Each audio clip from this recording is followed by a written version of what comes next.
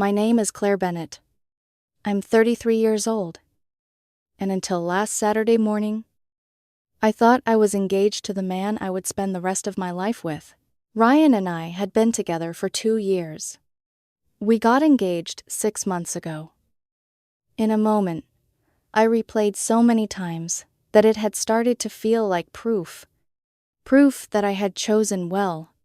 Proof that the years of awkward dates, almost love, and quiet disappointments had finally led me somewhere safe. He worked in marketing at a tech startup. The kind of place where everyone spoke in polished phrases and wore expensive sneakers to meetings. He was ambitious, sharp, funny when he wanted to be. People liked him quickly. He knew how to enter a room and make himself seem effortless. I was a graphic designer, working mostly from home in the apartment I'd owned for 5 years. It was my place before it was ours. My books on the shelves, my framed prints on the walls, my old coffee table with the scratch on one corner from when my younger sister helped me move in and dropped it in the hallway. My memories lived in that apartment before Ryan ever did. That Saturday started normally enough. I was in the kitchen making coffee, half listening to the machine hiss while scrolling through work emails on my phone. Ryan was supposed to be getting ready for brunch with his friends. Instead, I heard him moving things around in my office closet. Not normal. Moving. Searching. "What are you doing?" I called. "Looking for that photo album you mentioned," he yelled back. "The college one. The night before." He'd asked about my college years. I told him there was probably an old album buried somewhere in the closet under textbooks. Fabric samples, dead chargers, and boxes. I kept promising myself I would sort through. I didn't think much of it. 10 minutes later, Ryan walked into the kitchen holding a shoebox I hadn't seen in years. My stomach dropped before he even opened it. It was pale blue, scuffed at the corners, with a strip of old tape across the lid. I knew that box. I knew exactly what was inside it. Ryan grinned like he had found treasure. Found something way better than photos. "Ryan," I said carefully, "put that back." He sat at the kitchen table and lifted the lid. Inside were letters. Handwritten letters I had written when I was 19. During my first serious relationship. Letters I never sent because we broke up before I could give them to him. Letters I kept because I was young, grieving, sentimental, and too overwhelmed by life to throw away anything that felt like proof I had once survived something. "What are these?" Ryan asked, already pulling one out. "They're private." He unfolded the paper. I walked toward him. "I mean it. Please put them back." He ignored me. "Every time I see you, I forget how to breathe properly." He read aloud, then stopped because he was already laughing. "Is that normal? Because I'm pretty sure I'm oxygen deprived around you." His laugh wasn't warm. It wasn't affectionate. It was sharp and delighted. The kind of laugh people use when they want someone else in the room to become smaller. "Oh my God. Claire, this is so cringe. Did you actually write this?" "Stop." He pulled out another letter. "I know we're young, but I can't imagine loving anyone the way I love you. You're my person. My always." He made a sound halfway between a snort and a groan. "Your person. What were you?" The main character in a terrible romance movie. My face got hot. I was 19. And apparently very dramatic. "Ryan, please stop." But now he was enjoying himself. He held one page up toward the light like he was examining fake evidence at a trial. "Look at this handwriting. It's so messy. And you spelled definitely wrong." He dragged out the letter slowly, laughing again. "Definately. Babe, did you even graduate high school?" I was writing fast. It was a first draft. I wasn't planning. Your smile makes me believe in magic. He read, almost choking on his laughter. Wow. You were such a sap. Stilare. I guess. No wonder you cry at commercials. I stood there holding my coffee mug, feeling like I had been stripped bare in my own kitchen. Those letters were not just embarrassing teenage words. They were pieces of who I had been before I learned to edit myself for other people's comfort. They were messy and emotional and painfully sincere. They belonged to a version of me who believed feelings deserved language. And Ryan was turning them into entertainment? Are you done? I asked quietly. He glanced up, still smiling. Wait. There's more. He shuffled through the box. I'm not good with words. He read. Well, that's obvious. But I need you to know that you changed me. Before you... I didn't think I was capable of feeling this much. He looked at me with tears of laughter in his eyes. Claire. This is painful. Were you always this intense? I set my mug down carefully. Yes. I said. I'm done now. There are like 20 letters here. Come on.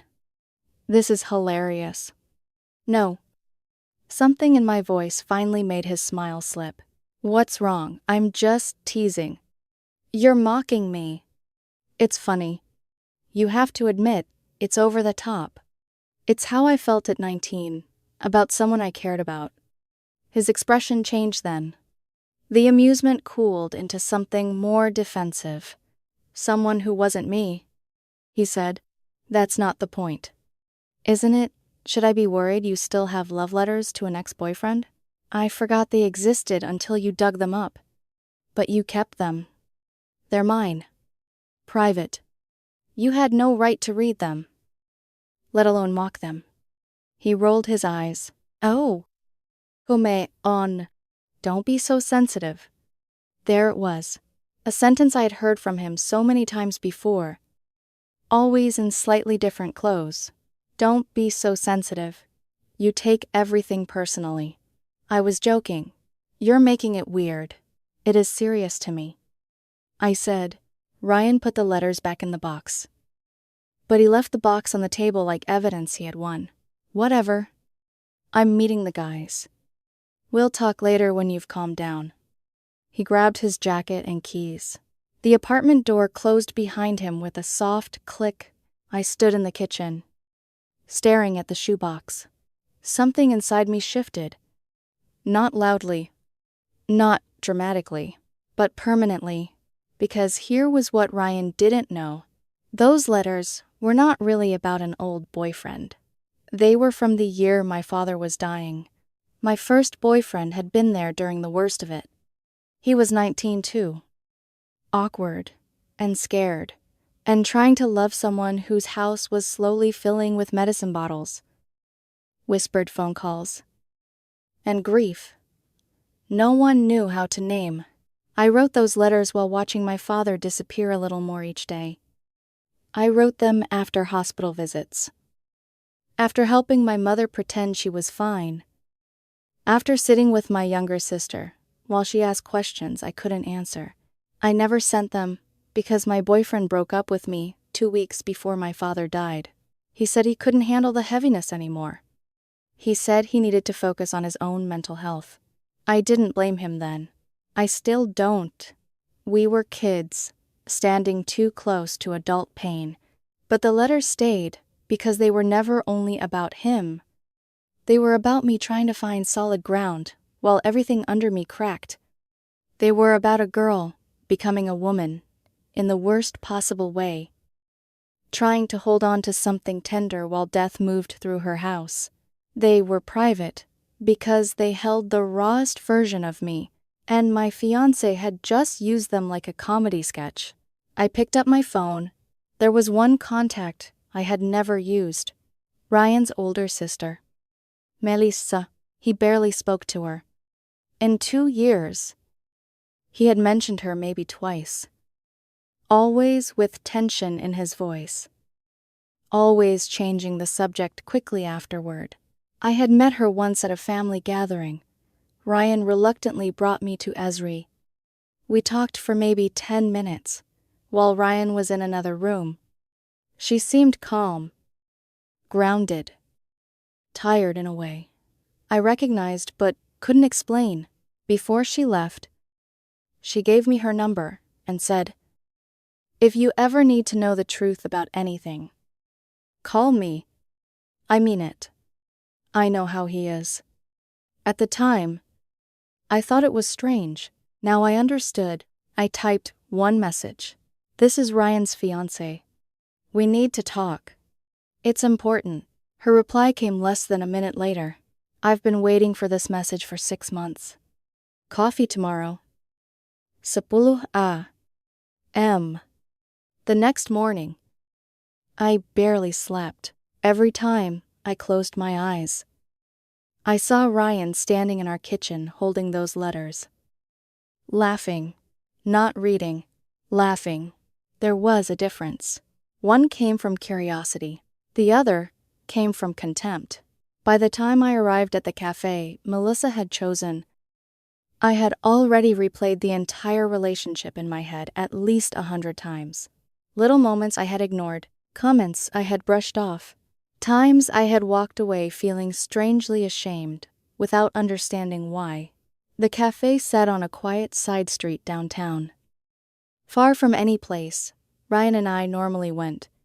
Rain tapped softly against the windows. The air smelled like coffee beans and cinnamon. Melissa was already there. 2 cups waited on the table. She smiled faintly as I approached. "Black coffee." "Right." I sat down. "You remember?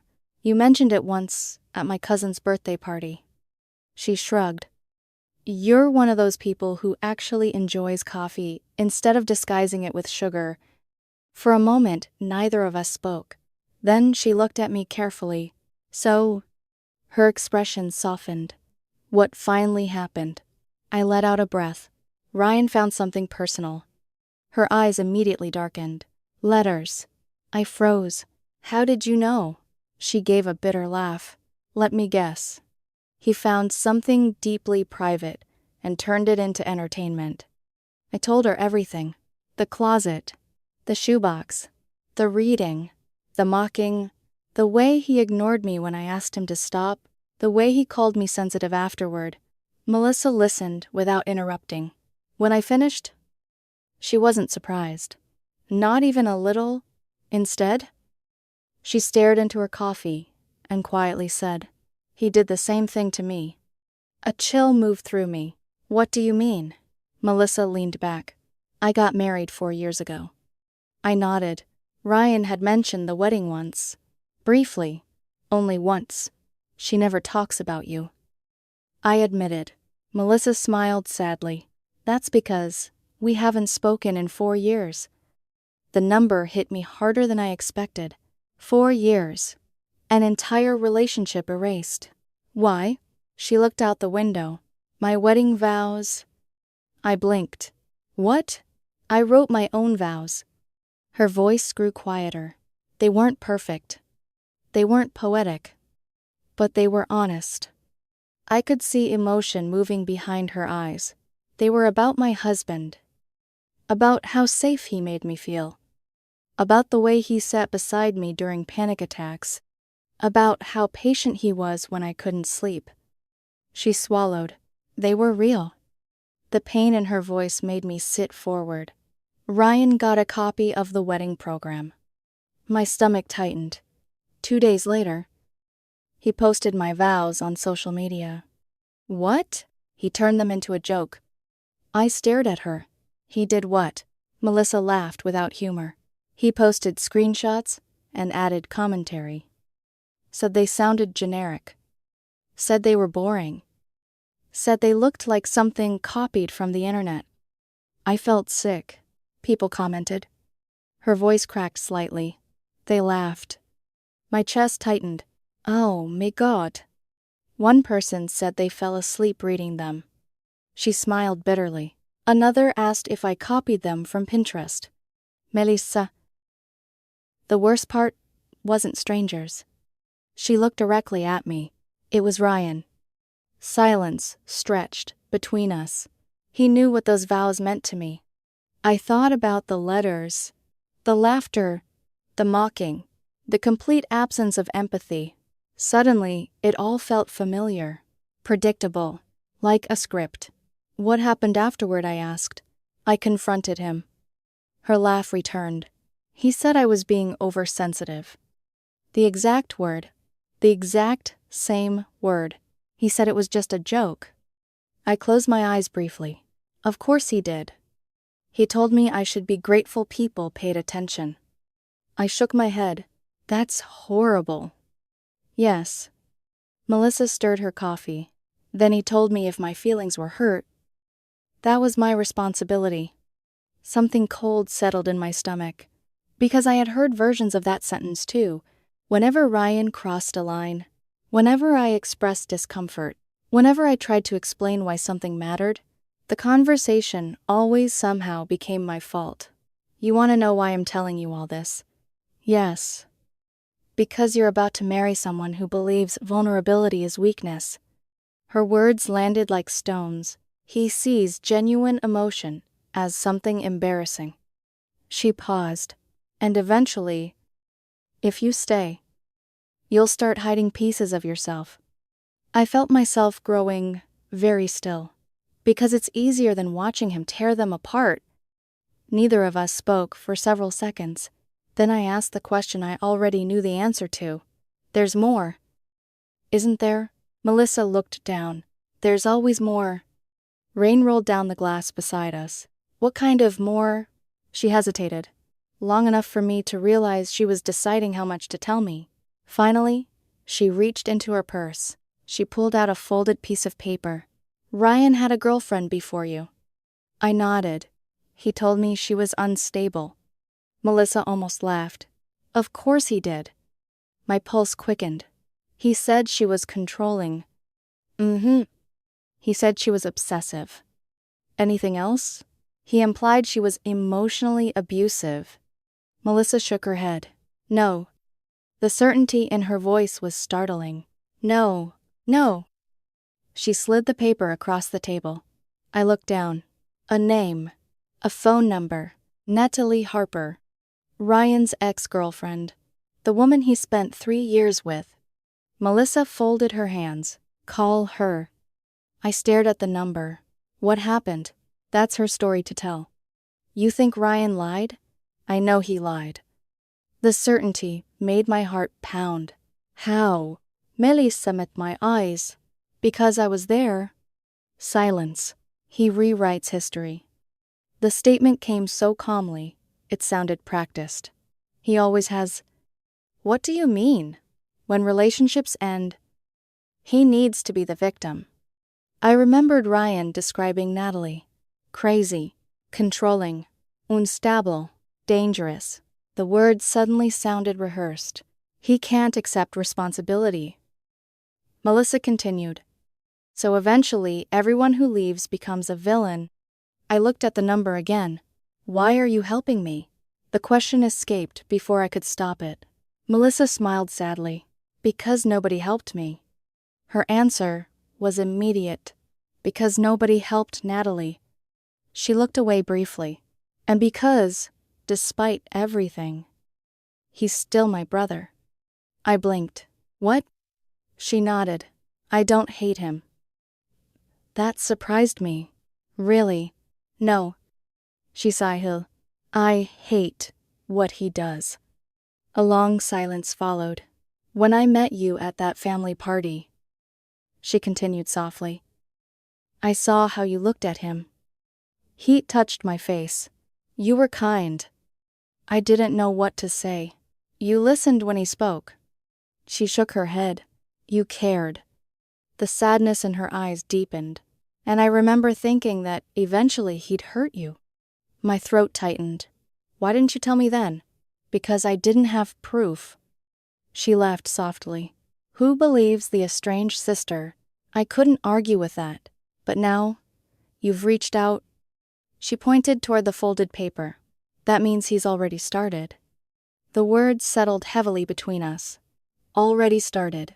As if what happened with the letters wasn't an isolated incident. As if it was only the beginning. Melissa stood as our conversation came to an end. Before leaving, she touched the paper one final time. Call Natalie. I looked up. Do you really think it'll matter? Melissa's expression turned grave. Yes. Why? Because if her story sounds familiar. She paused. Run. That night, Ryan texted me, staying at Jake's place. Need some space. No apology. No acknowledgement. Nothing. Just distance. I sat alone in the apartment. The shoebox rested on the coffee table. For the first time in years. I opened it. One letter. Then another. Then another. The pages smelled faintly of old paper and dust. As I read them, tears slowly filled my eyes. Not because I missed the boy they were written for, but because I remembered the girl who wrote them, the frightened 19-year-old sitting beside hospital beds, the daughter watching her father disappear, the sister trying to stay strong for everyone else, the young woman who poured her grief into ink because she didn't know what else to do with it. For years, those letters had embarrassed me. Now they broke my heart. Not because they were foolish, but because they were honest. Near midnight, I finally picked up my phone. I stared at Natalie Harper's number. Then I pressed call. After 3 rings, a woman's voice answered. Hello. I swallowed. Hi. My name is Claire Bennett. A pause. Okay. I'm Ryan's fiancé. The silence on the other end became immediate, heavy. Then came a quiet reply. Are you still his fiancé? The question hit me harder than I expected. Are you still his fiancé? Natalie's voice wasn't bitter. It wasn't angry. If anything, it sounded tired, like someone who had asked herself that same question years ago and already knew where the road ended. I looked across the apartment. The engagement photo, Ryan insisted we frame, sat on a bookshelf. His jacket was still hanging near the front door. His coffee mug was still in the dishwasher. Pieces of a future that suddenly felt uncertain. I don't know. I admitted. There was silence for a moment. Then Natalie sighed. Then, I'm sorry. Why? Because that means you're exactly where I was. I sat down on the couch. The shoebox rested beside me. What happened between you two? Natalie laughed softly. Not because anything was funny, because some stories hurt too much to tell any other way. Ryan found my journal. Immediately. My stomach tightened. My journal, she repeated. I'd kept one since high school. Therapy suggested it. Writing helped me process things. The similarity was impossible to ignore. Letters, journal, private thoughts, private emotions, private pain. What happened? At first, he said he wanted to understand me better. A chill crawled down my spine. He apologized for reading it. That sounds reasonable. That's because it wasn't the truth. Natalie's voice hardened. He kept reading it. My chest tightened. What? He'd go through it whenever I was out. The apartment suddenly felt colder. He memorized things. What kind of things? My fears? She laughed bitterly. My insecurities. I closed my eyes. Oh no. Then he started using them. The words came quietly. During arguments, I felt sick. He'd quote things back to me. I remembered Ryan standing in the kitchen, reading my letters aloud, mocking every sentence, every emotion, every vulnerability. Why would he do that? Control. Natalie answered immediately. He wanted to win. A long silence followed. Eventually, she continued. I stopped writing. The sadness in her voice hurt more than anything else. Why? Because I stopped feeling safe? The words struck something deep inside me. Safe. That was exactly it. The letters themselves weren't the issue. The issue was that Ryan had taken something sacred and made it unsafe. Did he ever apologize? Natalie laughed again. No. Never. He said, I should be grateful. My eyes closed. The exact same pattern. He said reading my journal showed how much he cared. My stomach turned. He said if I had nothing to hide, I shouldn't mind. Every sentence sounded familiar. Not identical, but close enough. Different clothes. Sans manipulation. What happened when you left? Natalie was quiet for several seconds. When I finally broke up with him, yes. He told everyone I was unstable. I clenched my jaw. He told people I was controlling. My pulse quickened. He told people I was emotionally abusive. Every accusation Ryan had made, every story he had told, every warning he had given me about her, all of it suddenly looked different. How long were you together? 3 years. And after, therapy.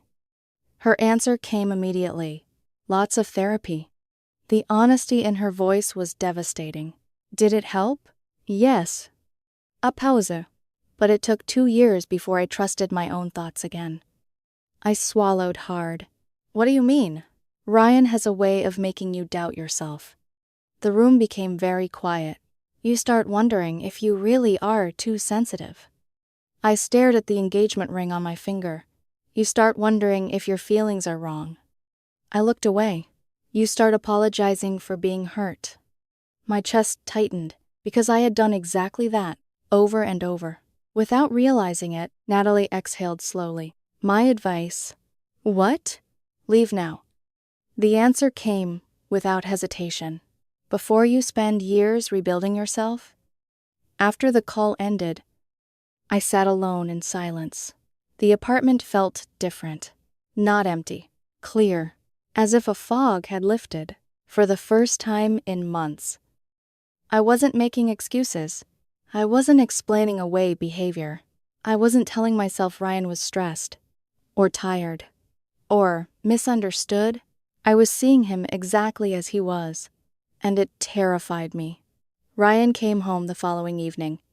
He tossed his keys onto the counter, dropped his gym bag near the wall, then noticed the shoebox still sitting on the coffee table. His expression immediately changed. Oh my God. He groaned. You're still upset about that. I looked at him quietly. I told you it was a joke. No apology. Not even now. You really need to lighten up. I studied him. The confidence, the certainty, the complete expectation that I would eventually surrender. Why did you and Melissa stop speaking? His entire body froze. For a fraction of a second. Then it disappeared. What? Your sister? His eyes narrowed. What about her? Why don't you talk anymore? The atmosphere changed instantly. Sharp. Dangerous. That's none of your business. Why did Natalie leave? The color drained from his face. My answer told him everything. You talked to them. Yes. His jaw tightened. You had no right. I almost laughed. The hypocrisy was staggering. You had no right to read my private letters. That's different. Is it? Yes. How? Ryan opened his mouth, then closed it. For the first time since I met him. He seemed unsure. What did they tell you? There it was. Not denial. Not confusion. Fear. What mattered is that their stories matched. They lied. Did they? Yes. His answer came too quickly. They're bitter. Melissa has screenshots. He froze. She showed me the social media posts. Silence. And Natalie has saved messages. Another silence. The cracks were beginning to show. Those were taken out of context. Stop. My voice was calm. Stronger than I felt. Just stop. Ryan stared at me. You don't understand. No. I shook my head. I finally do. The room became very still. For months. Every time something hurt me. You told me I was too sensitive. His expression hardened. Because you are. I nodded slowly. Every time I set a boundary, you said I was overreacting. You often are. And every time I expressed a feeling you didn't like, you somehow convinced me it was my fault. Ryan crossed his arms. Because sometimes your feelings aren't rational. I looked at him, really looked at him, and suddenly I saw it. Not confidence, not strength, not maturity, contempt. The same contempt Melissa described, the same contempt Natalie survived, the same contempt I had watched him pour over those letters. You want the truth? Ryan asked. Yes. Those letters were ridiculous. There it was, the mask finally slipping. You were a melodramatic teenager, writing cringe poetry. I said nothing. You kept them for over a decade. His voice grew sharper. That's pathetic. The word echoed through the room. Pathetic.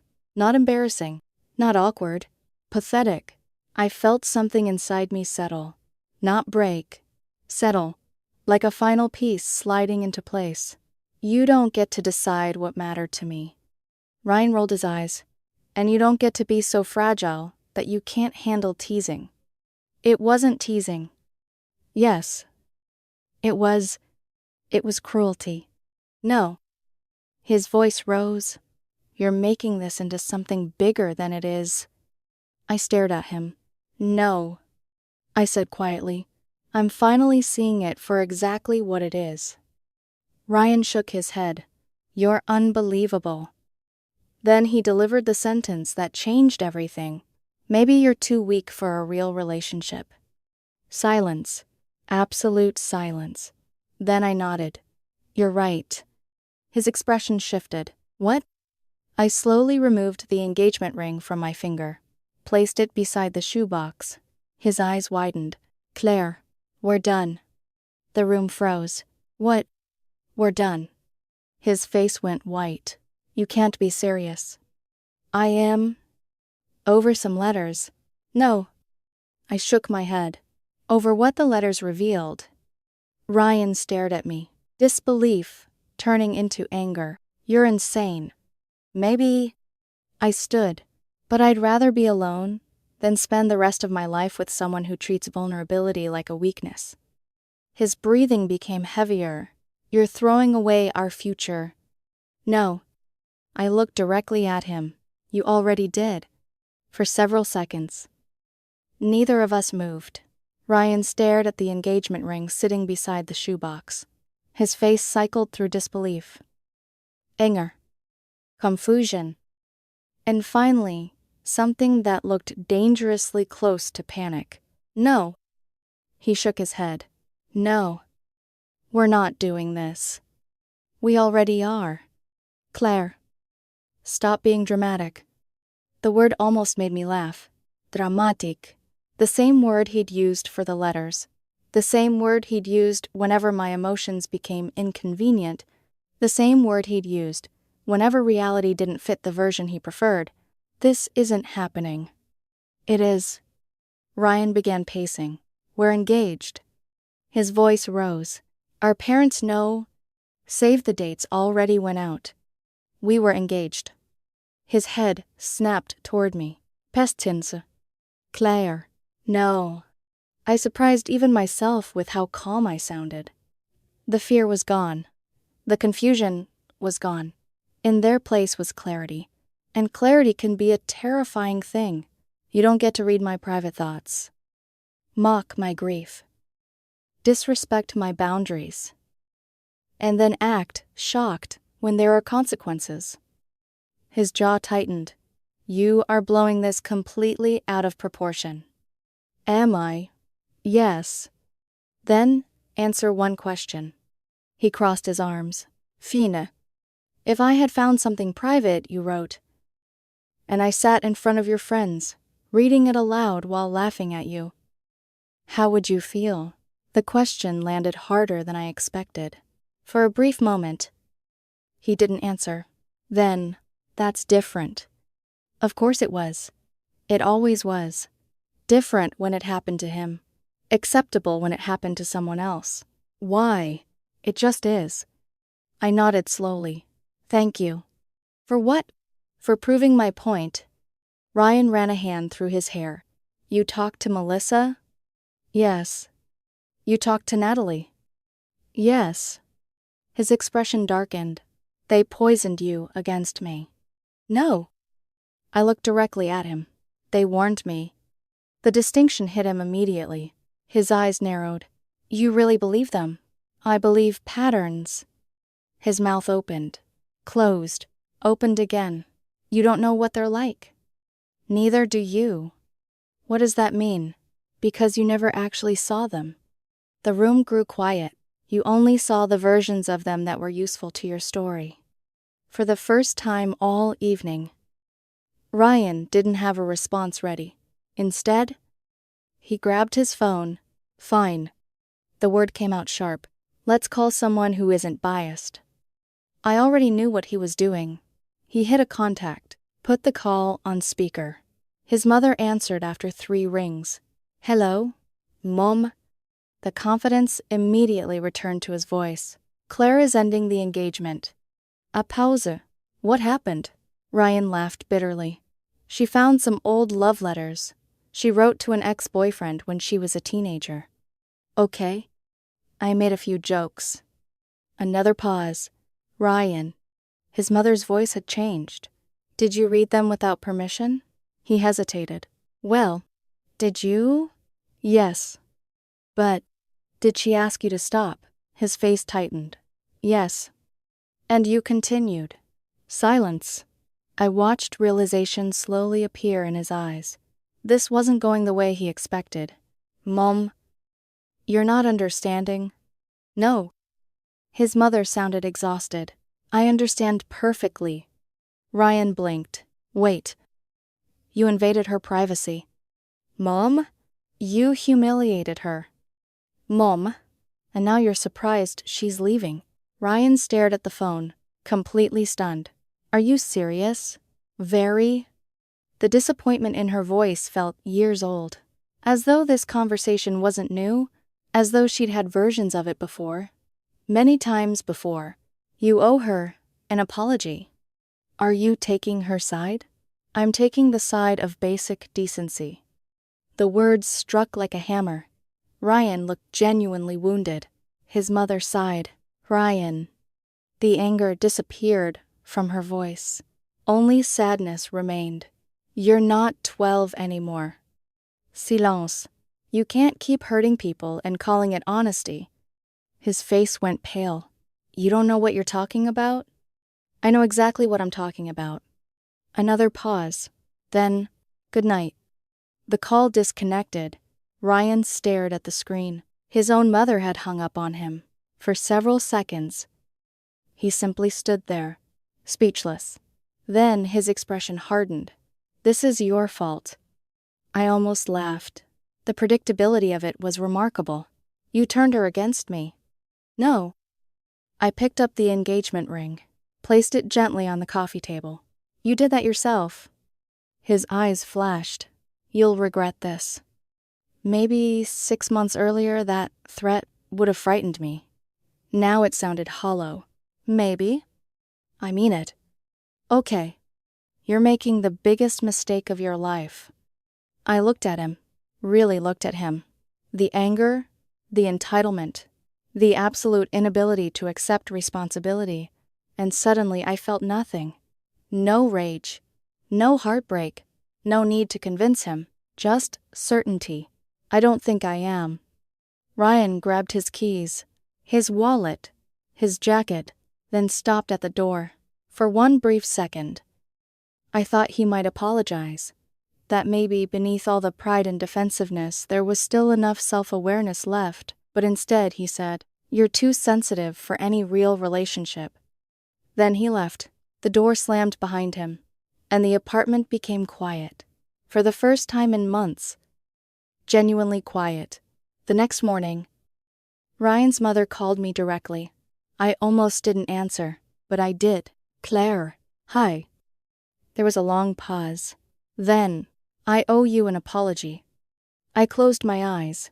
You don't owe me anything. I do. Her voice cracked slightly. I watched him do this for years. A heaviness settled over the conversation. I kept hoping he'd outgrow it. Silence. I kept telling myself maturity would fix it. Another silence. It didn't. I sat down. He learned it from his father. The confession sounded painful. His father had a talent for finding people's vulnerabilities. My stomach tightened, and then using them. Suddenly so much made sense. He'd embarrass people at family gatherings. She sighed. Mock insecurities. Humiliate relatives. Turn private things into jokes. I remembered Melissa, Natalie, the letters, everything connected. I divorced him when Ryan was 12. Her voice softened. But some lessons arrive before a parent can stop them. We spoke for almost an hour. When the call ended, he felt sad for her. Sad for Melissa. Even sad. In a strange way. For Ryan. Because becoming someone like that wasn't a victory. It was a tragedy. Ryan returned 2 days later, with 2 friends to collect his belongings. Apparently he expected an argument. A confrontation. Drama. He got none. I stayed in my office while they packed. From behind the closed door, I could hear him telling the story, rewriting it, reshaping it, creating a version where he was the victim. She's overreacting. A pause. Seriously. Who keeps love letters for 14 years? Another pause. She's always been emotional. I smiled sadly. Some people can lose everything and still learn nothing. About an hour later, there was a knock on my office door. When I opened it, one of his friends stood there. A woman named Sarah. She looked uncomfortable. Hey. Hi. She glanced toward the hallway to make sure Ryan wasn't nearby, then lowered her voice. For what it's worth, I waited. You made the right decision. My eyebrows lifted. Sarah sighed. He showed us the letters. Of course he did. He thought we'd agree with him. A small smile appeared. We didn't. The relief that washed through me surprised me.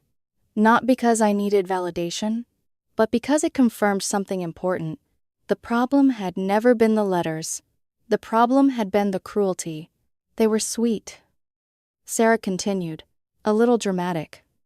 I laughed. Very dramatic. But genuine. She smiled. And genuine isn't something people should be ashamed of. My throat tightened. Thank you. Sarah nodded, then quietly left. A few minutes later, Ryan and his friends were gone. The apartment belonged to me, again. 3 months later, I ran into Melissa at a bookstore. We got coffee afterward. She told me Ryan had tried reaching out. He sent a long email. I wasn't surprised. What did it say? A lot of words about moving forward. I laughed. Of course. Growth. She rolled her eyes. Healing. Understanding. Miscommunication. I smiled. What did you reply? 1 sentence. I leaned forward. What sentence? Melissa grinned. Apologize first. Did he? No. We both laughed. Not because it was funny, because it was predictable. 6 months after the breakup, I started dating again. Slowly, carefully. No rushing.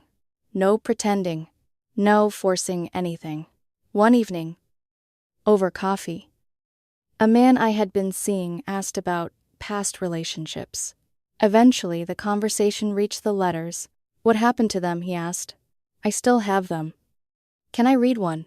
The question immediately made me tense. Then he smiled. Before I could answer, actually, never mind. I blinked. What? They're private. The simplicity of it stunned me. He shrugged. Some things belong only to the person who wrote them. And just like that, I knew, not that he was the love of my life, not that we'd be together forever, just something smaller. And maybe more important, he understood respect. And after everything, that mattered. Today, I'm doing better. Therapy helped. Time helped. Distance helped. A few months ago, I opened the shoebox again.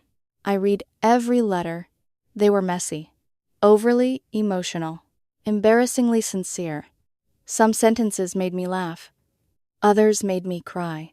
But none of them made me ashamed, because they were written by a 19-year-old girl watching her father die and trying desperately to hold on to hope.